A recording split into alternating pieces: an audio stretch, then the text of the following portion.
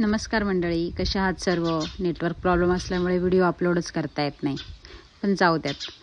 आपल्या गोट्यात आता अजून एक नवीन पाहुणाबाई आली आहे.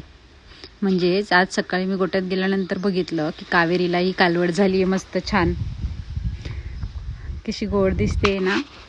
तिचा जार पडला थोड्या वेळात, मग दूध काढायला घेऊन गेलो, पण बाई काही उभीच राहीना. खूप येडावाणी करत होती. मग दादांना बोलवलं. दादांनी तिच्या अंगावरती ब्रश फिरवायला सुरुवात केली. त्यानंतर मग बाईने भाला घालू दिला आणि मग दूध काढायला सुरुवात केली, पण तरीही काही गप राहीना.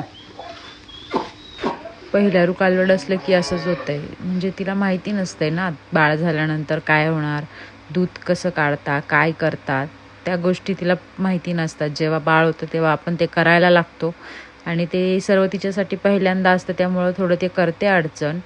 पण 2-3 दिवसात त्याची तिला सवय होते. कावेरीचं पण तसंच आहे. आत्ता कळत नाही म्हणून 4-4 जण बसलेत तिला पकडून, पण थोड्या दिवसात ती पण नॉर्मल होईल.